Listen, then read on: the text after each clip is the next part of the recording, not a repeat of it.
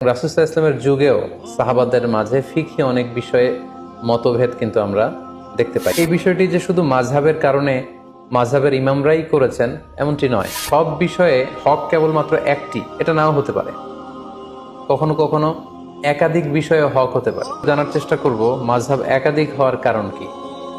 যেহেতু শুরুতে আমরা বলেছি মাযহাব মানে মতামত বা অভিমত, তো প্রত্যেকের মতামত একরকম হবে এটা আসলে লজিক্যাল না, এটা যৌক্তিকও নয়। এক একজনের চিন্তা এক এক রকম, বুঝ একরকম, মতের ভিন্নতা বা বুঝের ভিন্নতা বা চিন্তার ভিন্নতা it's very common and very human. এটা মানুষের মাঝে থাকবেই, এটাই মানুষের সহজাত। এ কারণেই একাধিক মতামত কোরআন সুন্নাহর বিষয়ে আমরা পাচ্ছি। পাশাপাশি রাসূল সাল্লাল্লাহু আলাইহি ওয়াসাল্লামের পক্ষ থেকেও একটি আমলের ব্যাপারে একাধিক কোনো একটি বিষয় একাধিক আমলও প্রমাণিত হয়েছে, ফলে একাধিক মতামত এখানে গড়ে উঠেছে। যেমন ধরুন সালাতে কখনো কখনো রাসূল সাল্লাল্লাহু আলাইহি ওয়াসাল্লাম বুকের উপরে তিনি হাত বেঁধেছেন, কখনো নিচে হাত বেঁধেছেন, কখনো নাভির সাথে মিলিয়ে হাত বেঁধেছেন, কখনো নাভি সংলগ্ন নিচে হাত বেঁধেছেন। তো কোনো কোনো সাহাবা ওনার রাসূল সাল্লাল্লাহু আলাইহি ওয়াসাল্লামের কাছ থেকে বুকের উপরে যে হাত বাঁধার হাদিসটি সেটি গ্রহণ করেছে। কোনো কোনো সাহাবারা নাভির উপরে যে হাত বেঁধেছে সেটা গ্রহণ করেছে। কোনো কোনো সাহাবারা নাভি সংলগ্ন নিচে যে হাদিসটি ওনার রাসূল সাল্লাল্লাহু আলাইহি ওয়াসাল্লামের কাছ থেকে দেখেছেন বা শুনেছেন সেটি গ্রহণ করেছেন। আবার কখনো কখনো আল্লাহ রাসূল সাল্লাল্লাহু আলাইহি ওয়াসাল্লাম টায়ার্ড হয়ে গেলে হাত বাঁধা থেকে হাত ছেড়ে দিতেন। অনেক সাহাবারা, বিশেষ করে মালিকি মাযহাবের অনেক অনুসারীরা এই মতামতটিকে গ্রহণ করেছেন। এভাবেই কিন্তু একটি প্রসঙ্গে বা একটি বিষয়ে রাসূল সাল্লাল্লাহু আলাইহি ওয়াসাল্লামের কাছ থেকে যখন একাধিক আমল প্রমাণিত হয়েছে, ফলে এই ক্ষেত্রে একাধিক মতামত বা ভিন্ন মত এখানে তৈরি হয়েছে। এই বিষয়টি যে শুধু মাযহাবের কারণে মাযহাবের ইমামরাই করেছেন এমনটি নয়, বরং রাসূল সাল্লাল্লাহু আলাইহি ওয়াসাল্লামের যুগেও সাহাবাদের মাঝে ফিকহি অনেক বিষয়ে মতভেদ কিন্তু আমরা দেখতে পাই। একটি বিষয়ে একাধিক মতামত দেখতে পাই। যেমন সালাতের শুরুতে কোনো কোনো সাহাবারা সূরা ফাতিহা শুরু করার আগে বিসমিল্লাহির রহমানির রহিম এটি আওয়াজ করে পরে তারপরে আলহামদুলিল্লাহি রাব্বিল আলামিন দিয়ে সালাত শুরু করতেন। আবার অনেক সাহাবারা সালাতের শুরুতে বিসমিল্লাহির রহমানির রহিম এটিকে আওয়াজ করে পড়তেন না, বরং আলহামদুলিল্লাহি রাব্বিল আলামিন এখান থেকে জাহারি কেরাতে আওয়াজ দিয়ে শুরু করতেন। তাহলে দেখুন সাহাবাদের সময়ও কিন্তু একাধিক মতামত বা ভিন্ন মত পাওয়া গিয়েছে। সাহাবীদের সময়কালে যে কোনো বিষয়ে একাধিক মতামত পাওয়া যেত, এক্ষেত্রে আমরা সহিহ বুখারীর একটি বিখ্যাত হাদিস উল্লেখ করতে পারি, যেখানে আহজাবের যুদ্ধের প্রসঙ্গটা এসেছে এবং আহজাবের যুদ্ধে যখন মুসলমানরা জয়লাভ করলো, আল্লাহ রাসূল সাল্লাল্লাহু আলাইহি ওয়াসাল্লাম আহজাবের ওই প্রান্ত থেকে বা খন্দকের প্রান্ত থেকে মদিনায় ফিরে আসার প্ল্যান করছিলেন। জিবরাইল আলাইহিস সালাম এসে বললেন, ইয়া রাসূলুল্লাহ, আপনারা তলোয়ার নামিয়ে ফেলেছেন, আমরা তো নামাইনি। আল্লাহ তাআলা আদেশ দিয়েছেন যে বনু কুরাইজাতে অভিযান পরিচালনা করতে হবে, আপনি মদিনাতে যাবেন না, বরং বনু কুরাইজার দিকে যান। একথা শুনে আল্লাহ রাসূল সাল্লাল্লাহু আলাইহি ওয়াসাল্লাম সাহাবাদেরকে বললেন, তোমরা সবাই ডিরেক্টলি এখান থেকে বনু কুরাইজার দিকে চলে যাবে।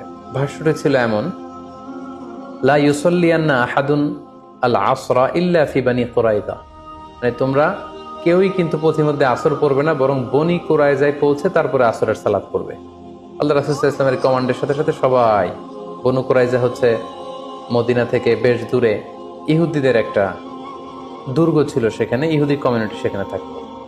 রাসূল সাল্লাল্লাহু আলাইহি ওয়াসাল্লাম বললেন, আসরের নামাজ তোমরা বনু কুরাইজায় পৌঁছে তারপরে পড়বে। সাহাবারা চলতে আরম্ভ করলেন। পথিমধ্যে আসরের ওয়াক্ত হয়ে গেল। সাহাবাদের মধ্যে একদল ভাবলেন যে আসরের ওয়াক্ত যেহেতু হয়েছে আমরা এখানেই পড়ে ফেলবো। ওনারা বললেন যে রাসূল সাল্লাল্লাহু আলাইহি ওয়াসাল্লাম এই কথাটি দিয়ে বোঝাতে চেয়েছেন যে তোমরা এমনভাবে দ্রুত যাবে যাতে বনু কুরাইজায় যে আসরের সময় হয়, ফলে ওখানে আসর পড়বে। কিন্তু যেহেতু আমাদের লেট হয়ে গিয়েছে, ফলে আমরা আসরের সময় হওয়ার সাথে সাথে পথিমধ্যেই পড়ে ফেলবো। ওনারা এই চিন্তা থেকে মাঝপথে আসর পড়ে ফেললেন। আর কিছু কিছু সাহাবারা বললেন, না, রাসূল সাল্লাল্লাহু আলাইহি ওয়াসাল্লাম যে কমান্ড আমাদেরকে করেছেন সেটা হচ্ছে বনু কুরাইজায় না পৌঁছে আসরের সালাত পড়া যাবে না, এটা যত দেরি হোক, যদি আসরের নামাজ কাজাও হয়ে যায়, ফাউতো হয়ে যায়, আমরা প্রতিমধ্যে পড়তে পারবো না, কারণ রাসূল সাল্লাল্লাহু আলাইহি ওয়াসাল্লাম বনু কুরাইজায় পৌঁছার পরে, ওখানে অ্যারাইভ করার পরে আমাদেরকে সালাত পড়তে বলেছেন। ওনারা বাকিদের সাথে মাঝপথে সালাত না পড়ে বনু কুরাইজায় চলে গেলেন এবং তারা বনু কুরাইজাতে পৌঁছে তারপরে সালাত পড়লেন। তাহলে দেখেন আল্লাহ রাসূল সাল্লাল্লাহু আলাইহি ওয়াসাল্লামের এক নির্দেশনা, একটি কমান্ড থেকে সাহাবাদের মধ্যে এক গ্রুপ একভাবে বিষয়টি বুঝলো, আরেক গ্রুপ ঠিক তার উল্টোটি 180 ডিগ্রি অ্যাঙ্গেল বিপরীতে যেয়ে তারা বুঝলো।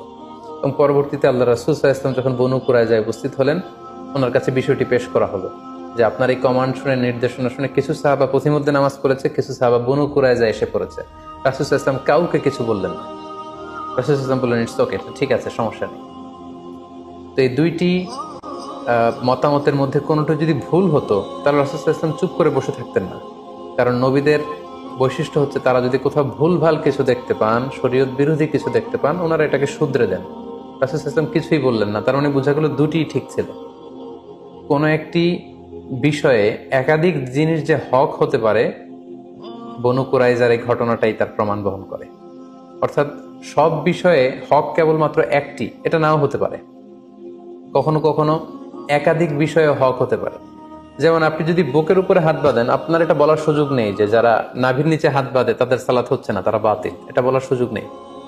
আবার যারা নাভির নিচে সালাতে হাত বাঁধছেন, তারা আপনারা কখনোই বলতে পারবেন না যে যারা বুকের উপরে বাঁধে তাদের সালাত হচ্ছে না, এটা বাতিল না।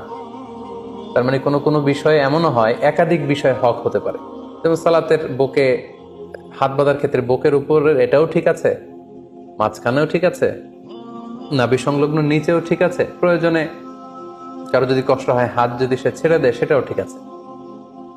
অনেকে বলে যে এটাও ঠিক ওইটাও ঠিক, এটা কেমন করে হয়? তাদের জন্য এই হাদিসটা একটা বড় ধরনের দলিল যে কোনো বিষয়ে একাধিক মতামত হক হতে পারে, একাধিক মতামতই সহি হতে পারে। নট নেসেসারি যে একটা বিষয়ই সঠিক হতে হবে, কখনো কখনো একাধিক বিষয়ও সহি হতে পারে।